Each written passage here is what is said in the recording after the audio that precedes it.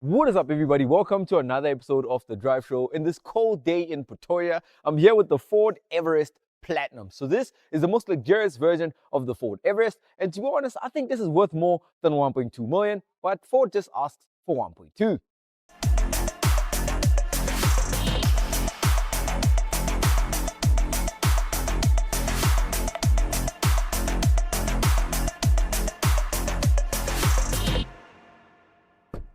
Now, why would anybody decide to skip the more cheaper XLT, the Sport, and even the Wildtrak and go directly to the most expensive or the top tier variant of the Ford Everest called the Platinum? Launching at only 1,113,000 Rand, the price of the Platinum has since increased to 1,240,000 Rand. Now, this is 60,000 Rand cheaper than the Platinum, although the Wildtrak and the Platinum share the exact same power plant. Now, one would think that Ford just named this model after a very precious metal and just increased the price by 60,000 Rand. Why? Because it's platinum. It's a platinum.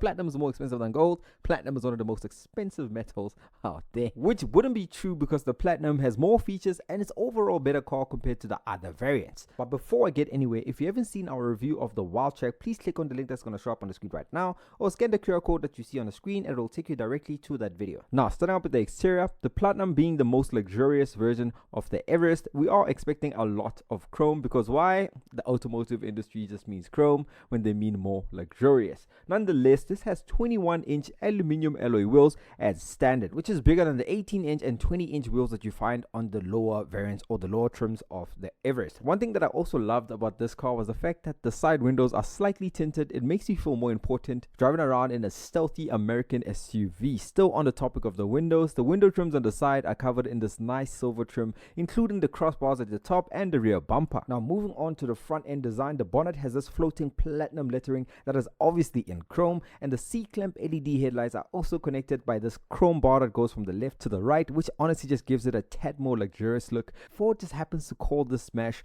the Hot Foil Accent Mesh. I don't know who came up with that name, but yeah, that's what it's called. I've spoken a lot more in detail about this next generation Everest chassis on the Wildtrak video, so I won't delve too much about how this chassis looks, but I generally give this a thumbs up. One of my favorite chassis out in the SUV market. Now, inside the interior, you'll be introduced to this 12.4-inch digital gauge cluster that has impressive animations, and I'm always impressed at the attention to detail every single time I would change modes in this car. Another massive screen is this 12-inch infotainment screen that obviously has Apple CarPlay and Android Auto, but it is now paired with a 12-speaker sound system that is only available on the Platinum model. Another thing that impressed me with this car is that the steering wheel feels a lot better than all the other variants. The leather used on the steering wheel is definitely not the same. I believe this is part of the premium high dash package that comes with the Platinum, and that alone is definitely worth it because you're going to be holding the steering wheel for majority of the time that you're sitting on the driver's seat. With that being said, you definitely do feel like you're in a Platinum,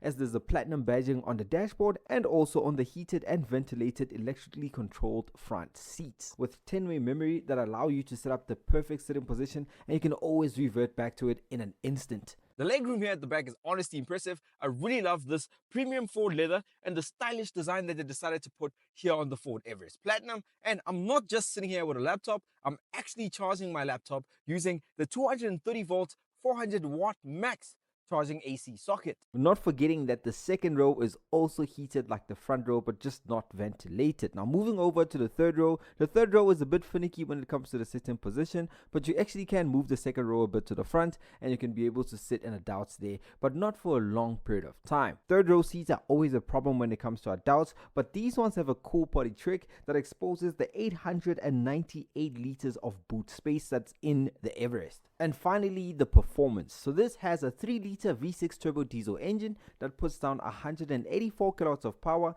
and 600 Newton meters of torque, and of course driven by a 10-speed automatic gearbox. Now, the consumption, that is something else. That is something different. I mean, it's not far off from what Ford claims, but I've been getting a fluctuating consumption in my opinion. I've gotten lower and I've gotten higher, just depending on how I drive. But usually when I'm driving on long roads, I'm usually a cruise control person. I just keep it on cruise control. This thing has lane assist as well, so it just drives itself pretty much. But you have to keep your hands on the wheel so you don't, because it doesn't really allow you to drive It's not like a fully autonomous car where it drives itself wherever you want to go. It just assists you. You don't have to always be aligning the car to the center of the lane. The car can do that for you, steer for you when it comes to the bends and the corners. It just relieves you from some of the driving fatigue, you know? Another feature that I enjoyed using was the advanced park assist. That I won't even talk a lot about that. I'm just going to show you guys a clip of the park assist in action. Put the cone in and then hold that.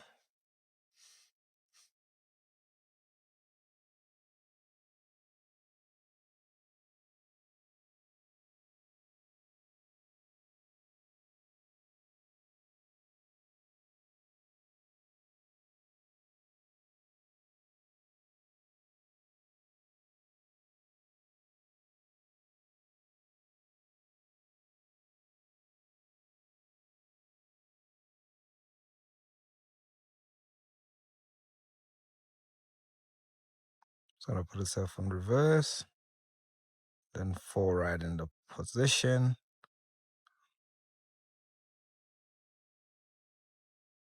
Nice.